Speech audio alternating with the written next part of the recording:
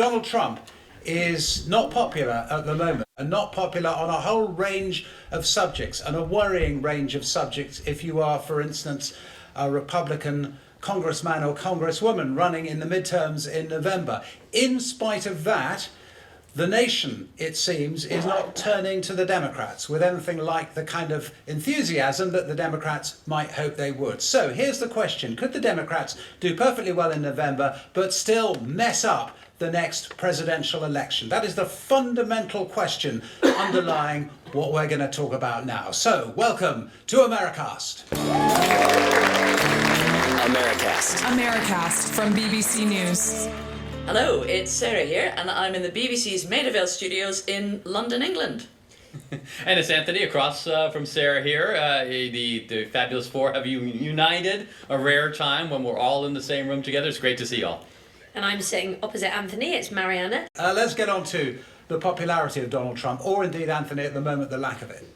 Yeah, if you look at the poll numbers for Donald Trump, they have declined precipitously across the board over the course of the past year and 3 or 4 months. And part of that is natural for a second-term president. You're never more popular than the day you are inaugurated, and it's typically a steady decline after that. But Donald Trump has done things that have been very controversial over the course of the past year. His immigration policy has angered a lot of people. Hispanic voters, as we have talked about, have turned on him. At least we've seen indications of that. His trade policy has inflated prices, and Americans aren't crazy about that because they still feel like things are too expensive, things are unaffordable. And then the Iran war has been a real drag. And if you look at his poll numbers, there has been a real shift and an increase in his disapproval rating since the start of the war. And the American public is split.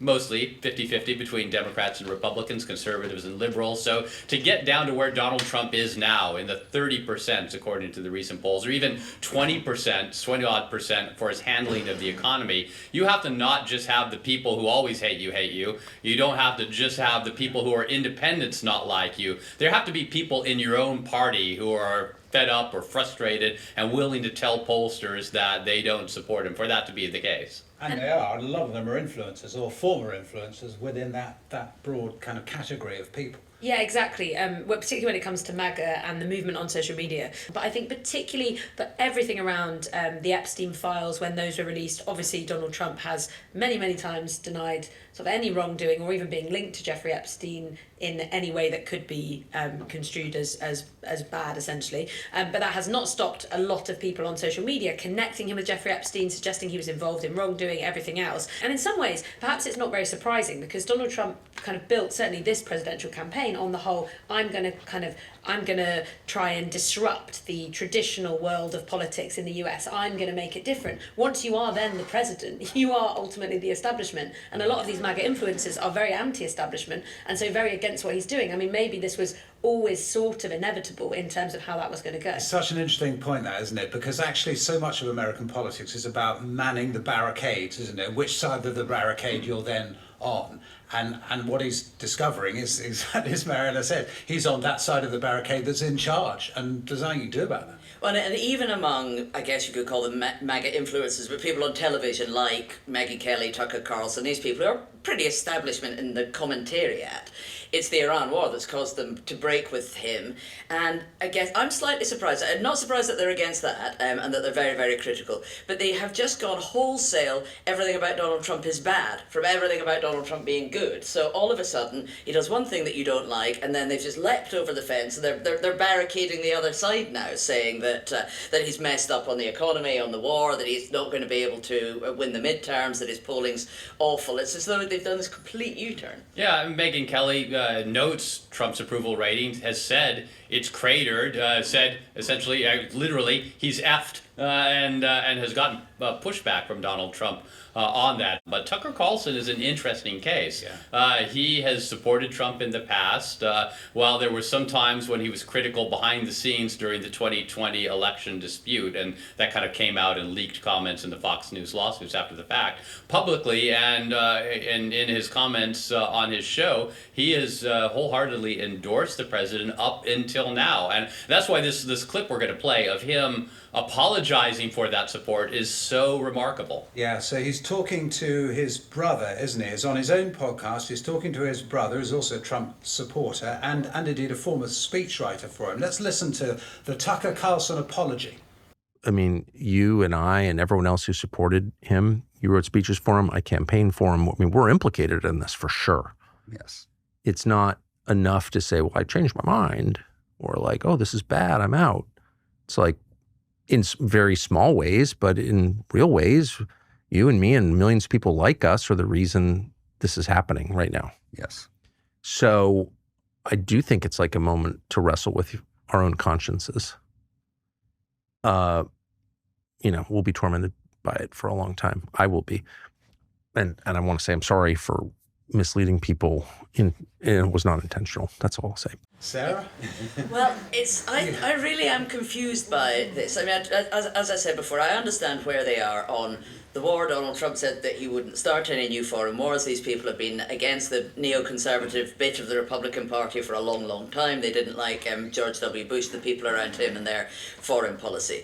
But they were really happy to continue backing Donald Trump through the tariffs, through his trying to prosecute all of his enemies, using the Department of Justice to do that. All the things that Donald Trump has done, which have upset many people all around the world. They've blindly followed him through all of that. And Tucker Carlson wasn't just commenting favourably on it. He's never out of the White House. I mean, I see him there all the time, hanging out with the president and with the cabinet. And now suddenly he's got to wrestle with his own conscience because of one foreign adventure in Iran. Why this complete turnaround? I think the foreign wars and Mideast wars and foreign policy was central to Donald Trump's rise. The way he differentiated himself in 2015 and 2016, in part, besides being an outsider, was his criticism of the Iraq war and said Republicans were misguided, and he attacked Jeb Bush for what his brother George W. did in prompting the Iraq war in 2003. And I will say it's not just Tucker Carlson. I mean, as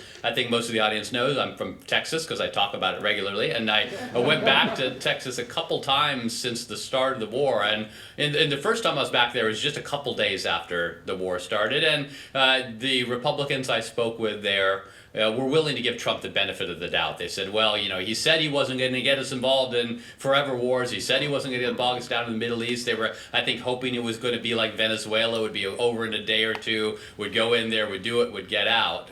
That wasn't the case, obviously. And when I went back just a few weeks ago at CPAC, which is a conservative conference in Dallas, I was struck by the number of conservatives there who were willing to openly criticize Donald Trump, kind of the way Tucker Carlson did, said, I feel like we've been misled. I feel like he's breaking his promise, particularly younger conservatives. Anyone under the age of 30, I would go up to them and I knew exactly what they'd say. You'd ask them about the Iran war and they would go, yeah, Trump's wrong. And I feel like he's making a mistake. This is not what he promised. This is hurting me personally by raising gas prices, making things cost more. I'm worried about my friends who are in the military. I mean, that is a fundamental change from what we saw and what I've seen covering Donald Trump now for the past 11 years. Do you think he might run in 28? Tucker Carlson, you might. I've got a 22-year-old son who is engaged in politics. He follows it, doesn't watch broadcast news, doesn't read newspapers. He gets all of his information online and through Reddit and through YouTube videos. And he has told me the one person he thinks could be a real threat to win as a Republican is Tucker Carlson, because he's an outsider and because he has a kind of a separate brand from the Republican Party. And you're nodding, Marianna. I'm curious if you're seeing that online. Yeah, I actually think to understand what's going on with Tucker, I think there's kind of two separate things happening, which is there's the broader shift around particular issues where people actually aren't that fussed about war and they don't like the impact of war, like stuff being more expensive and not being able to buy gas for their car in the same way and all that kind of thing. But then there's something different, which if you look at Tucker Carlson, you also look at influencers like Candace Owens, who people have probably heard of, who in lots of ways inhabit very extreme circles on social media and would be seen as quite extreme in that sense, but actually on the whole tend to be quite on the pulse in terms of the sort of direction of travel online. And what I would say is someone like Tucker Carlson, for example, has previously been criticised. So if you think of it like conspiracy land, which I talk about quite a lot, there's a kind of conspiracy land that exists on social media that people have dipped their toes in or been quite quite central to. Tucker Carlson has repeatedly been accused of spreading disinformation or conspiracy theories. He's always very much defended himself against that idea, but some of those conspiracy theories have been accused of being anti-Semitic. Now, one of the things that he very strongly disagrees with Donald Trump on right now, and if you listen to that podcast episode, he kind of hints at it and talks about it, is to do with Donald Trump's relationship with Israel and this suggestion that there's something kind of untoward going on, that Donald Trump is maybe being controlled in some way, and that's why he's making the decisions he's making. That again has triggered more accusations of anti-Semitism, and that are different from, you know, political criticism of Israel and Netanyahu and everything else. And I think that if you understand how much of kind of Tucker Carlson's belief system online is built around this kind of evil cabals of people doing bad things thing, then you start to understand why, when that no longer fits with what Donald Trump is doing, he sort of has no choice, if he wants to keep that online audience, but to split and go another way. I think he's also quite good at reading the room online and working out what people are responding well to or not. It's interesting, Anthony, that you say it's younger people who you notice are like, oh, I'm not sure I'm so fussed. These are the main kinds of people they'll be seeing. They won't be kind of watching but also, most of the traditional media. They run businesses, these people. And this is where I think it's slightly difficult politically. These people run multi-million-dollar businesses. Which rely on and they rely on views. conflict, exactly, as you've taught us down the years when we've been talking to you about these things, or taught me anyway, that actually what they're doing is slightly different from old style political campaigning, where they've got a set of things that they want to happen. They're businesses that thrive on conflict and need the conflict to keep going. The woman who does Call Her Daddy, that incredibly successful Alice Cooper, the podcast that is, I think, number 4 or so in American podcast. I was reading the other day, she's having a get-together very much like this one, actually, here in Maida Vale, except hers is in Las Vegas. They've got the Chippendales at half-time, and Paris Hilton is the DJ. And, you know, these are big businesses, and I'm not talking us down in any way, shape, or form. It's lovely, and we've all had a nice cup of tea, or at least we have in the green room, but nothing more than that. And there is a side to all of this that is about commercial futures for individual people. And I don't know what you think, so I just wonder whether the politics of it, in a sense, you ought to see separately.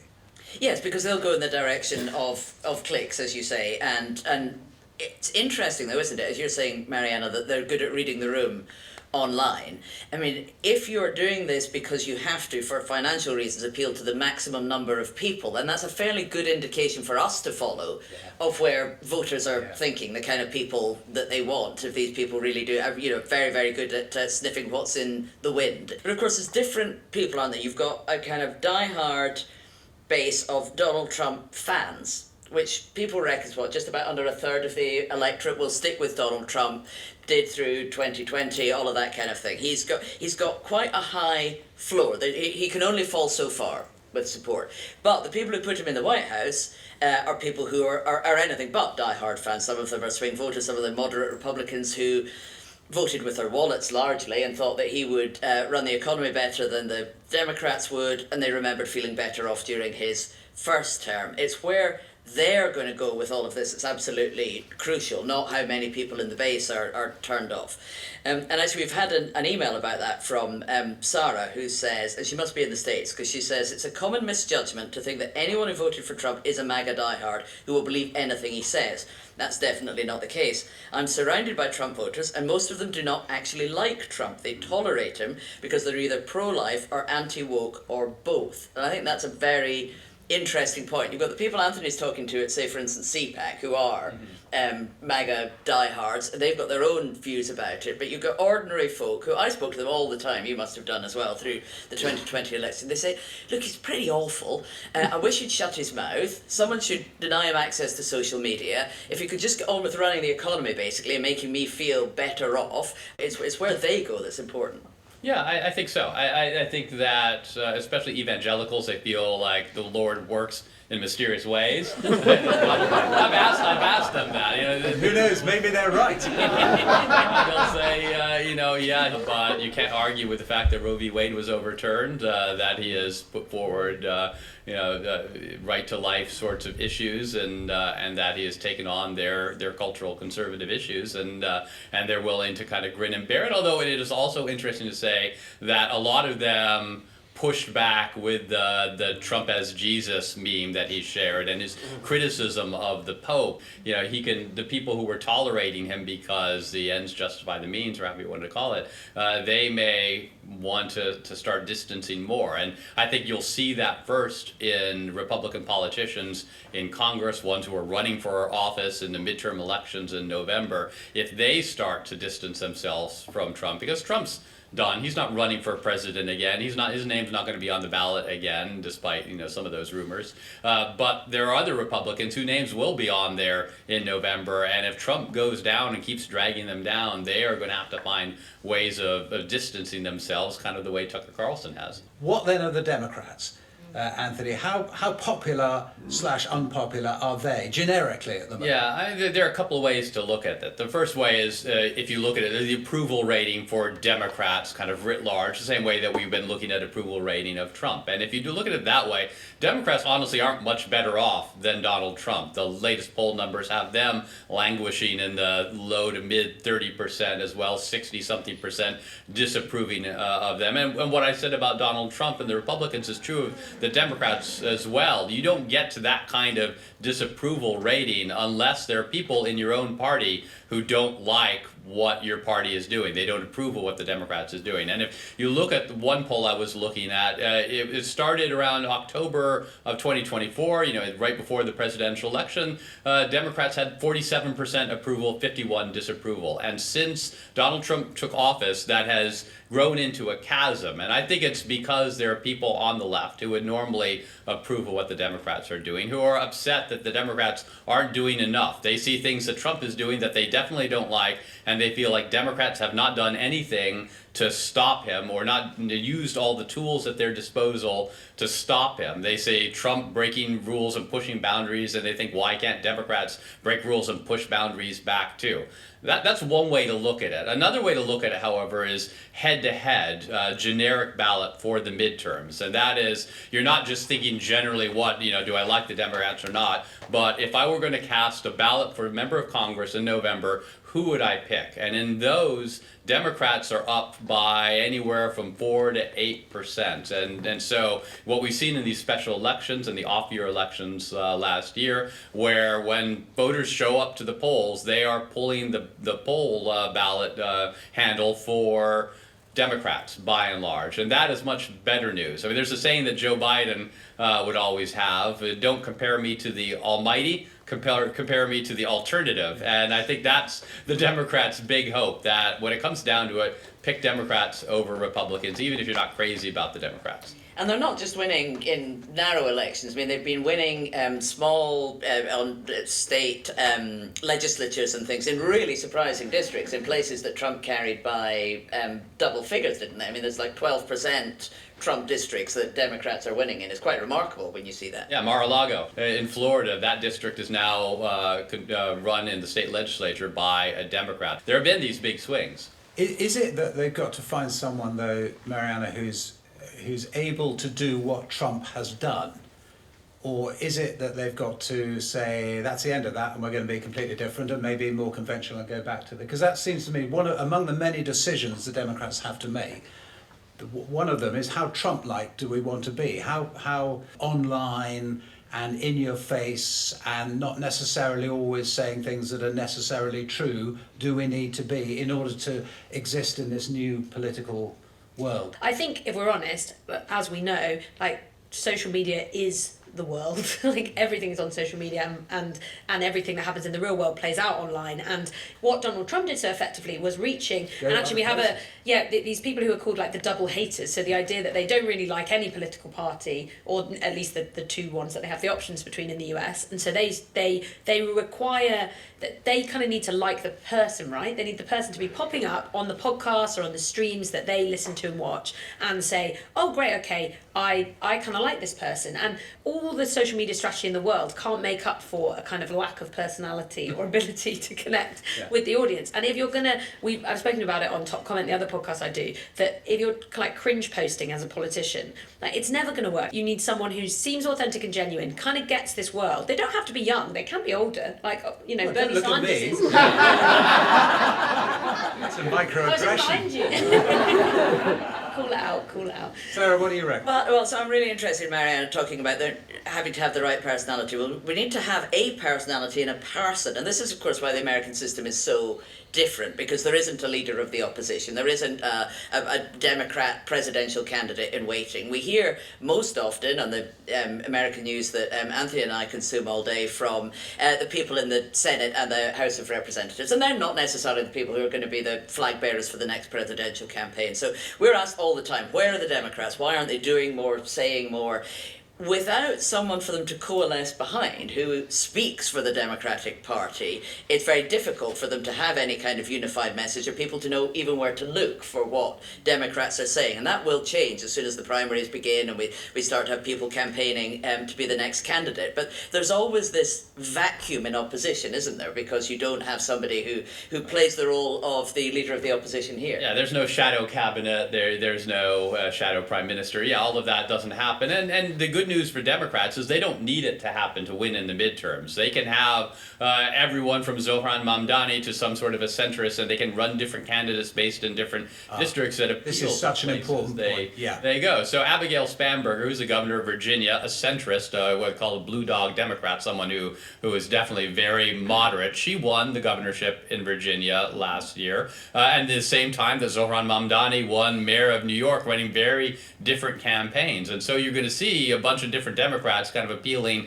to wherever they are. And it's going to be different for the presidential election, where they have to find someone and pick one person. But also, not only do you have to find one person and pick one person and everyone gather round, but also is there a litmus test that says you, Democrat A, are unacceptable to the party? For instance, perhaps you're a potential presidential candidate who isn't very keen on abortion rights, or you're a presidential candidate who thinks that in sport that females shouldn't have to compete against biological males. So, there are these things where there are people on the left in American politics who in the last few years, and certainly when Biden was in charge in the White House, were sort of being told by the party, your views it's not just that we don't agree with them, they are unacceptable in the party. And I think one of the questions that strikes me this time round, after the midterms, can the party accept a sort of broad range of views so that you can run convincingly in all of America, or can it not? I think you can do that in the midterms. I think it's going to be a challenge for picking a presidential candidate in the same way that it was a challenge in 2019 and 2020 when people were pressed to raise their hands if they favored abolishing ICE or if they favored universal health care and all of these things that are not necessarily the type of policies that are going to be able to be sold to the general public when it comes to a general election. And if you remember, Kamala Harris in 2024 ran a very centrist campaign. I mean, there was very little talk about Palestinian rights at the convention. There wasn't mention of transgender issues at all in that Democratic convention. What Trump and the Trump campaign did was hit her with stuff she said in 2019 when she ran that time around, because that campaign, all of the candidates got pushed really far to the left by Bernie Sanders and Elizabeth Warren and the folks. And is that going to happen again this time? Is it going to be a party that becomes fractured? We're going to have 20 candidates, I suspect. It's going to be a huge field, and it's going to be the loudest voices and the people who make the most waves are the ones who are going to break through. I think they've gotten over that idea that there's a purity test of to where you are on trans and abortion and some of those things. Now, that doesn't mean that the Republicans won't be able to pick a new issue that people will have established positions on, but I think I don't think yet know what the culture wars issue will be for 2028, because I don't think it will be trans people in women's sports, for instance. I think they'll be smarter about that and pick something that works really well for them and is a problem for Democrats. And I think there may also be a problem around Palestine and Gaza, and that they don't know how to talk to themselves about that or what kind of message sells. Yeah. If you are looking for issues that are going to come up on every stage, they're going to be asked, aren't they, about Israel? And Democratic opinion has shifted dramatically on Israel. So it may not be that controversial to say things about Israel, Netanyahu, and genocide the way it would have been in 2020. I guess the question. But it's still potentially a drag in the general election. It could be an issue in the general election. The thing I will say is that if the economy is bad, the economy becomes the issue, full stop. Nothing else matters. So, I mean, we don't know what the economy is going to look like in 2027, 2028 when these candidates are out there running. But if you remember, in 2008 when Obama was running against John McCain and the financial markets were collapsing, that crowded out everything else. That is all they care about. The cultural issues, the social issues, all of that goes by the wayside. So, that is another way of saying what you said, Sarah, which is that we don't know what it's going to look like in even just a year. We don't know. Don't stop us talking. Well, we're going to talk about it anyway, because that's what we do. Yeah, what I think we do know is what November is going to look like, the midterm elections, and without a positive message to sell about the party or about the president, it will be really, really negative. There are, literally hundreds of millions of dollars waiting to be spent on adverts, on campaigns attacking the Democratic opponents, because if you know anything good to say about yourself, then say bad things about the people you're running against. And so we will see an absolute onslaught of attacks on Democratic candidates and policies coming through November, which will leave a very bad taste in the mouth for a lot of voters. Yeah, and something people forget is that Republicans have a lot of money. They have fundraised considerably. The party itself has 10 times more money than the Democrats. Some Democratic candidates are actually doing okay, and they have pretty big bankrolls. But by and large, there are going to be these independent committees and Republican Party sources that are going to pour money into this. I don't think it's going to change the dynamics. You can spend all the money you want in advertising. If the product you're selling is not popular, then it's not going to convince people. But we are going to see the airwaves flooded come September, October, November. You then wonder whether, and I know we've got a question from Greg, which is kind of to this point, but I know we always talk about, could there be someone else? Like, do people just not want to vote for the Democrats or the Republicans? This question is actually, so Greg asked, can the Democrats form a cohesive strategy to win over independent voters, or is it as likely they will be reliant on a Republican implosion? We don't know, of course, what direction the Republican Party will have gone in by then, and whether there is a Trumpist successor to Trump as the candidate, because there's a huge constituency of voters of moderate Republicans who are not MAGA, but who are not very well represented at all at the moment. And I think plenty of prominent Republican politicians who could go with them if they had a candidate who could do that. Who would represent them then? Who would that candidate be? Because you think of Rubio and you think of Vance, but we don't often talk about other potential candidates, 28 for the Republicans, if Trump has properly imploded or exploded or whatever. Yeah, and some of them are not very prominent to them because they do hold their fire, and there are very few in Congress, for instance, who've stood up and challenged Trump with a more moderate position. And it's people who are retiring. It's people like Tom Tillis, and in each case where we've seen somebody do that, there've been somebody who's on their way out, not the way up. Okay, we're going to leave it there. It's been a real pleasure taking part not only in this discussion but also with this wonderful audience as well. Thank you all so much for coming. Bye.